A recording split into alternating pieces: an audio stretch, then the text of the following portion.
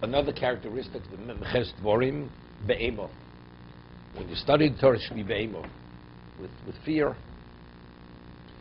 Shetzorach leishe Be'emo l'fnei Rabba, como she'omru, Talmud shosh l'fnei Rabba, ve'in sefsosov notvis mor, erod simin tov, b'mishnoso, that a person who doesn't sit before his Rebbe in fear with trepidation, the person will not see simin brocha, simin tov in his learning.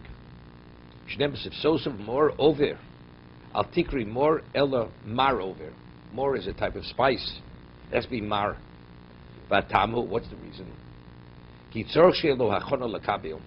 Person has to be in a mindset to be receptive. I mean, before we go further, the Rambam says in Hilchos Talmud Torah that a Rebbe should not joke with his Talmidim. Should not. Why? Because if he jokes with the Talmidim, that's the relationship. When he gives the lecture, where he teaches the material, they will not be fully focused. They will not be fully focused. And therefore, because he'll have to repeat himself multiple times till he's able to communicate the information. But if there's a serious relationship between the Rebbe and the Talmidim, and this fear, they can be very attentive to what he teaches them. So therefore, he'll only have to teach them once, if they understand. But there won't be any level of distraction that they won't be fully attentive to what he's teaching them. So seemingly that's the Ema. That's where you need Ema. Ema is crucial to be attentive. So he says, "V'dov kashi yeshlo Ema mirabo asu yeshlo mishpat mikabel mirabo." So you're in a position that you're ready to receive. Kasher lo Ema mirabo nershav elav Talmud mikabel. Saying something interesting. What is a Talmud? Talmud, right? The Torah has, as I said, everything regarding Torah. It's similar to what happened in Sinai, right?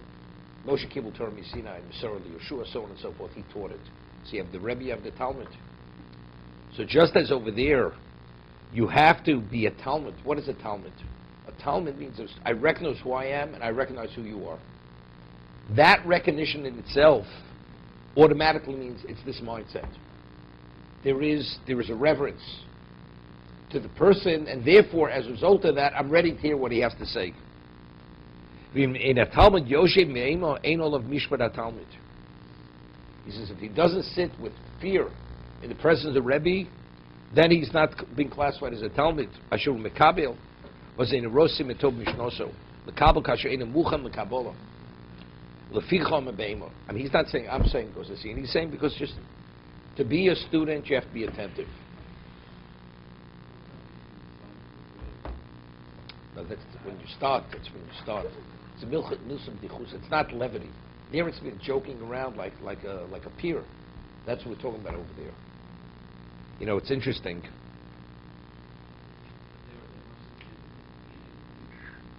No, you just start to break the ice and then you begin. 1 second.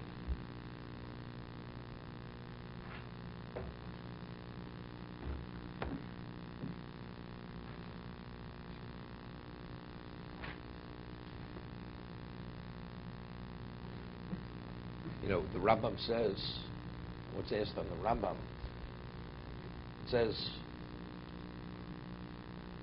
Chayev kol chocham v'chocham lamei Torah leben chavero. If you're a chocham, you have an obligation to teach Torah to a fellow Jew. Leben chaver, to the son of a fellow. But it says over the Rambam says Chayev odom lamed Torah letalmidim, to a Talmud. So you're only a Talmud after you've studied, right? The Ram says a person is obligated to teach Torah to Talmidim. If I've taught you, then you're my Talmud. So this is before you've taught the person. So what does the Ram say to Talmidim? So you see from the Rambam that if the student is ready to be a Talmud, you have an obligation to teach him.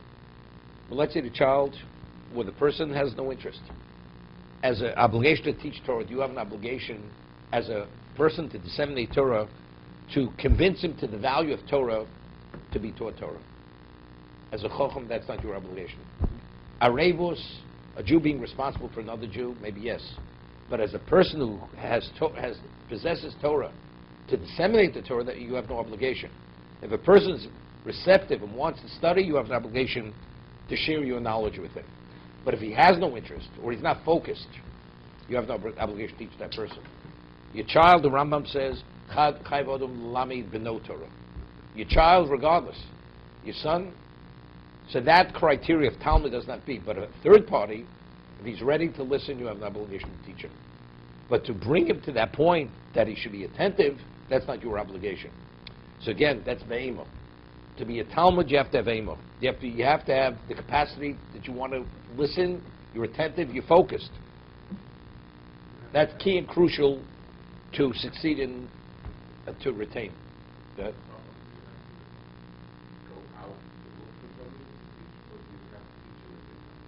Only if they come to ask you. Only if they come to ask you.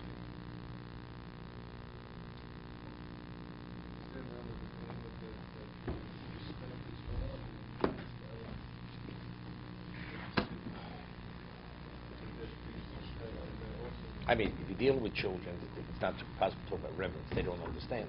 It's purely fear.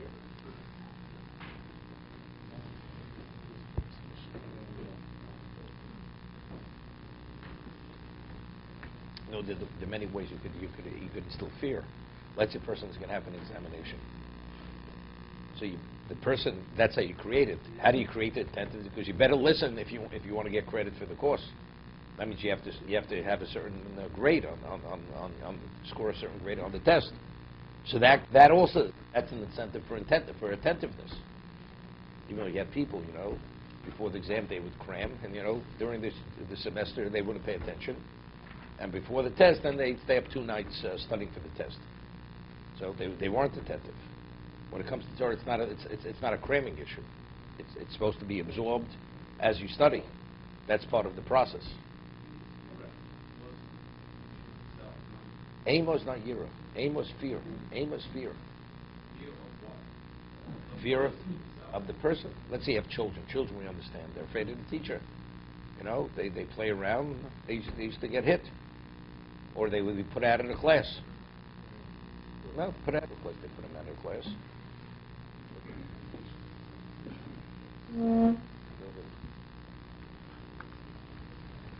Okay.